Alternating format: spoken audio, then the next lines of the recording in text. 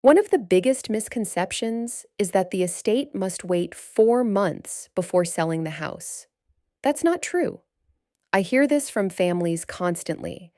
Someone assumes the house is frozen for 4 months while creditors circle, and they hold off on listing when they don't have to. I'm Shanty Soerjono. I specialize in probate and trust real estate here in California, and I walk families through exactly this every single week. So, let's talk about that 4 month creditor period. What is it actually for? It's all about giving creditors time to submit claims against the estate for money owed. But here's the key: it does not automatically stop the personal representative, often called the PR, from selling the property. It's a separate process.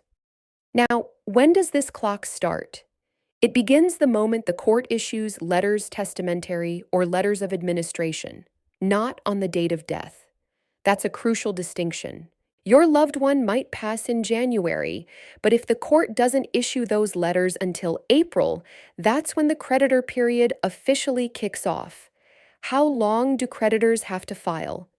Generally, they must file by the later of two deadlines: 4 months after the letters are first issued, or 60 days after they receive a notice of administration, if that second deadline comes later. Let me walk you through an example. Say your loved one passes away on January 5th. The court issues letters to the PR on April 15th. That's when the 4 month creditor period starts. So the general creditor deadline lands on August 15th. But if a creditor gets a notice of administration in June, their personal deadline might be 60 days from that date, which could be later than August 15th. Can the house be sold during those 4 months? Yes, it absolutely can. If the PR has the legal authority to sell, for instance, with full authority under the Independent Administration of Estates Act, or IAEA, they can list the property, accept an offer, and close escrow.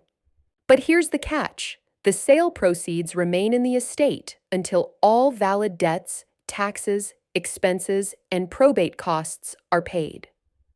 Only what's left goes to the beneficiaries.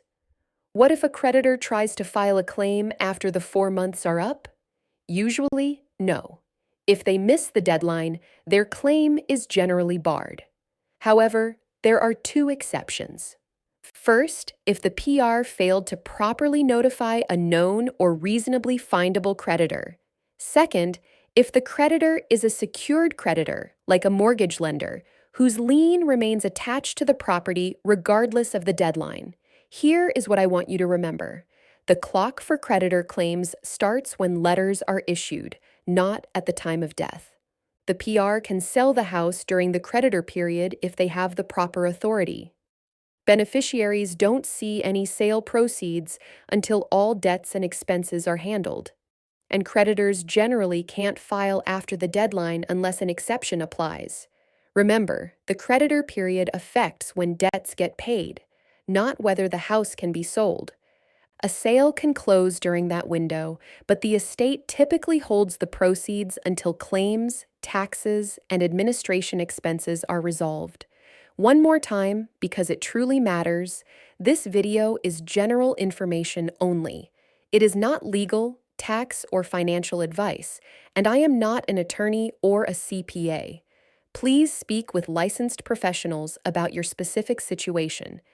And if you're a surviving spouse, an heir, or an executor here in California, and there's a house involved in the estate, I offer a free, no-pressure consultation to help you understand exactly where you stand and what happens next. I'm Shanty Soerjono, and you do not have to figure this out alone.